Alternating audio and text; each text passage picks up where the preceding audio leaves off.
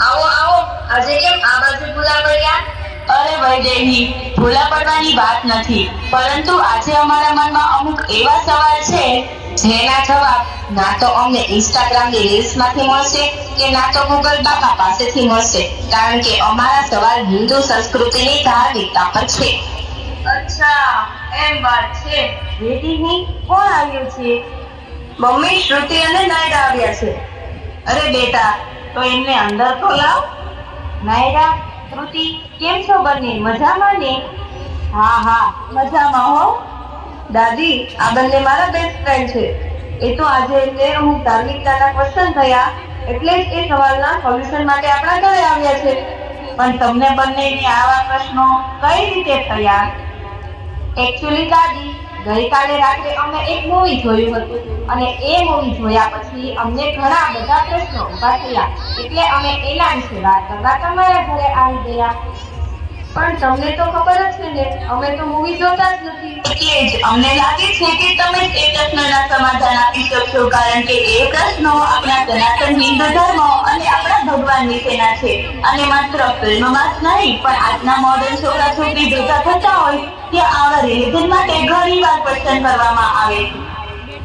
એ વખતે અમારે સાંભળી લેવું પડે છે અને ક્યારેક તો શરમ પણ આવે છે. પણ હવે અમારે આપણા સનાતન હિન્દુ ધર્મ વિશે સમજવું છે, જેથી અમારે નીચું ન જોવું પડે. ઓકે, અમે દરરોજ ગીતાજીનું વાંચન કરીએ છીએ અને કથા વાર્તા સાંભળીએ છીએ. તેના આધારે પ્રયત્ન કરીશું. બેસો. બોલો, શું પ્રશ્ન છે? પહેલો પ્રશ્ન એ છે કે ભગવાન રામચંદ્રજી પોતાના પત્નીની રક્ષા જાતે કરી શક્યા નહીં અને વાનર સેનાની મદદ લેવી પડી. ભગવાનને વળી કેમ કોઈની મદદની જરૂર પડે? પહેલી વાત તો એ છે કે આ પ્રશ્ન પૂછનારને એ જ ખબર નથી કે ભગવાન પૃથ્વી પર અવતાર ધરીને આવી શકે છે.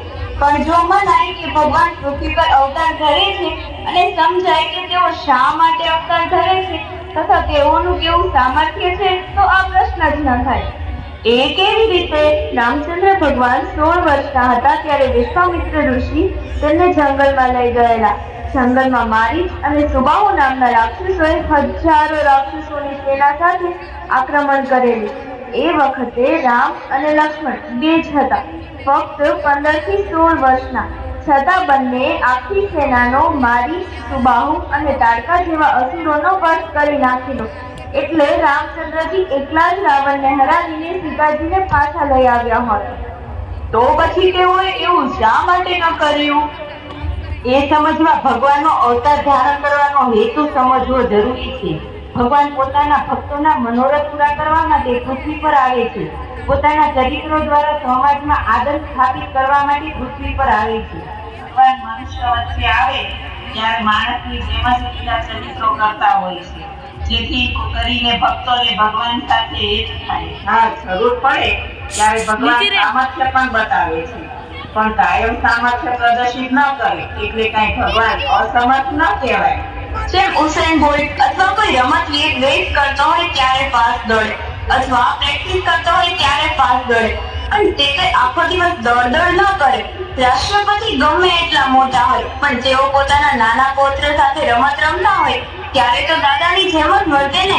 કોઈ ઇન્ફ્લુએન્સર રીલ બનાવતો હોય, એટલી વાર કેમેરા સામે હોય, તો આખો દિવસ ન હોય. હા, એટલે રામચંદ્ર ભગવાન સમર્થ હતા, છતાં ભક્તોને સુખ આપવા માટે, સુગ્રીવ વગેરે વાનર ભક્તોની સેવા સ્વીકારવા માટે, શબરી જેવા ભક્તોના સંકલ્પ પૂરા કરવા માટે અને હનુમાનજીનો મહિમા સ્થાપિત કરવા માટે એમણે આવા ચરિત્રો કર્યા અને સેવા, ભક્તિ તથા સમર્પણનો આદર્શ સ્થાપ્યો. વળી જ્યાં જરૂર પડ્યું એટલું સામર્થ્ય અને પરાક્રમ પણ બતાવ્યું ખરું. અને બીજી વાત, જય વિજય નામના બે દ્વારપાલ હતા. તેમને ઋષિનો શાપ થયો હતો અને ભગવાને તેમને મુક્તિનું વચન આપ્યું હતું. એ જય વિજય જ રાવણ અને કુંભકર્ણ રૂપે રાક્ષસ થયા હતા. એટલે આ બધી તો ભક્તોના મોક્ષ માટે ભગવાને કરેલી લીલા જ હતી. વાહ, રામાયણની મૂવી અને સિરિયલ જોઈ હતી, પણ આ દ્રષ્ટિએ રામચંદ્ર ભગવાનના લીલા ચરિત્રનો હેતુ હવે સમજાયો.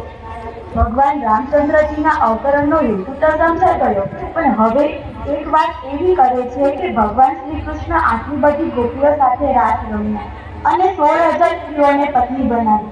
આવું કરે એમાં કયો આદર્શ સ્થાપિત થાય છે? આ વાતનો શું જવાબ આપવો? ભગવાન શ્રી કૃષ્ણના ચરિત્ર પર આવો પ્રશ્ન ઉઠાવનારની દાનત જ ખોટી છે. જો આપણા શાસ્ત્રોમાંથી શ્રી કૃષ્ણ ભગવાનના આ બંને ચરિત્રો સારી રીતે વાંચ્યા હોય તો ખ્યાલ આવે કે ભગવાન શ્રી કૃષ્ણના વ્યક્તિત્વ પર દાગ પાડનારનો હેતુ જ ખોટો છે. એ કેવી રીતે? આમ મને સમજાય. પહેલું તો વૃંદાવનમાં ભગવાને રાસલીલા કરી ત્યારે તેઓની ઉંમર માત્ર 7 થી 11 વર્ષની હતી. આટલી નાની ઉંમરે એમણે આખા ગોકુળને ઘેલું કરેલું. એ હતી એમની દિવ્ય મૂર્તિનું આકર્ષણ. એ કોઈ સામાન્ય માણસથી શક્ય ન બને. અને રહી વાત રાસલીલાની, એ જ નાના બાળકના ચરિત્રમાં આવો નેગેટિવ ભાવ જોવો એ જ જોનારી બગડી ગયેલી માનસિકતાનું પ્રમાણ છે. આપણા શાસ્ત્રોમાં કહ્યું છે કે માણસમાં જેવા દોષ હોય તેવા દોષ એ ભગવાનમાં પણ જુએ છે. જેના મનમાં ખોટા વિકારો હોય તેને ભગવાનના ચરિત્રમાં પણ એ જ દેખાય છે.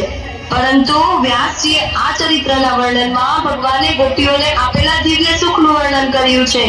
ભગવાનની નિર્લિપ્તતાનું વર્ણન કર્યું છે. ભગવાને કામદેવનો પરાભવ કર્યો એવું વર્ણન કર્યું છે. ભગવાનના દર્શનથી ગોપીઓના સંસારના વિષય સુખ ખારા ઝેર જેવા થઈ ગયા હતા એવું વર્ણન કર્યું છે. જેમના દર્શનથી ગોપીઓના વિકારો ટળી જતા હોય તે ભગવાન કેવા પવિત્ર કહેવાય. આ બધું તો જેને શાસ્ત્ર જાણ્યા હોય. ભગવાને ટચની આંગળી પર ગોવર્ધન પર્વત ઉપાડ્યો હતો. આ દિવ્યતાની વાત આવો પ્રશ્ન કરનાર શા માટે નથી કરતા? રાઈટ, એગ્રી યાર. તો પણ પછી પેલી 16,000 રાણીઓની વાતમાં શું સમજવાનું? એ કન્યાઓની આખી કથા વાંચી છે? બસ ઉપરની 2-4 વાતો સાંભળીને કસ્તુરના ગપ ગોળા ફેંકવા. સાંભળ, 16,000 કન્યાના પ્રસંગ પાછળ એક નાનકડો ઇતિહાસ છે. નરકાસુર જે કન્યાઓને બંદી બનાવીને રાખતો હતો તેને ભગવાન શ્રી કૃષ્ણએ પોતાના સામર્થ્યથી યુદ્ધ કરીને છોડાવેલી. એ બધી ઉપકાર માનવા માટે ભગવાન પાસે આવીને ઊભી રહી ત્યારે સૌએ હાથ જોડીને એટલું કહ્યું કે અમને સમાજનો એવો ડર લાગે છે કે અમે નરકાસુર પાસે હતા એટલે હવે પછી અમારી સાથે કોઈ વિવાહ નહીં કરે અને અમને સ્વીકાર થયો. અને ત્યારે ભગવાન શ્રી કૃષ્ણ સ્ત્રીઓનું હિત કરવા માટે તેમને પોતાના રાજ્યમાં લાવ્યા અને દરેકનો પોતાની પત્ની તરીકે સ્વીકાર કર્યો હતો. અને વળી એ 16,000 કન્યાઓ પૂર્વે અપ્સરાઓ હતી. અપ્સરાઓ એમણે ભગવાન નારાયણ અમારા પતિ થાય તેવી પ્રાર્થના સાથે તપ કર્યું હતું. ભગવાને તેમના તપનું ફળ આ લીલા ચરિત્ર કરીને આપ્યું. પણ દીકરા, જેને પુનર્જન્મ, ભગવાનના અવતાર, ભક્ત અને ભગવાનનો સંબંધ એ બધી બાબતોમાં શ્રદ્ધા, વિશ્વાસ નથી તેને આ બધી વાતો કેવી રીતે સમજાય? જેને સરવાળા બાદબાકીમાં જ કચાકામ ન પડતી હોય એને મેથેમેટિક્સમાં PhD ક્યાંથી કરી શકે?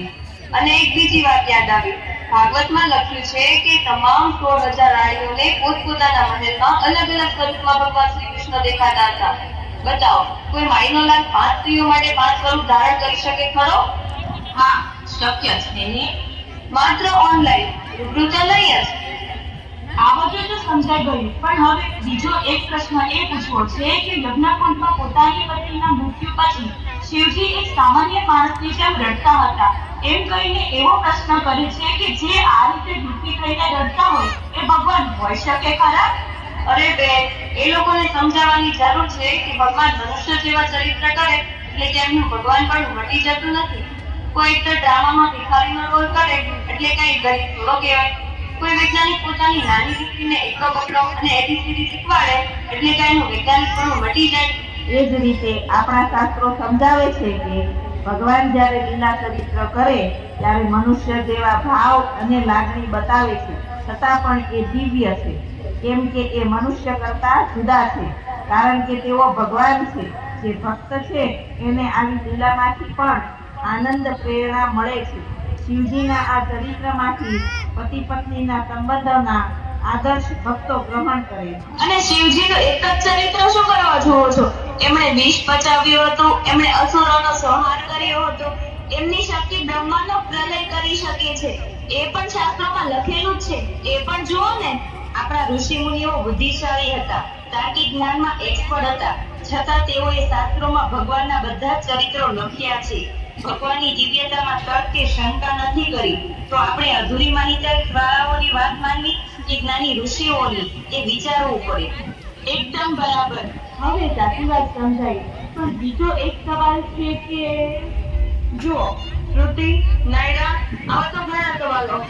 પણ બધાનો એક જ જવાબ છે, શ્રદ્ધા અને વિશ્વાસ. આપણા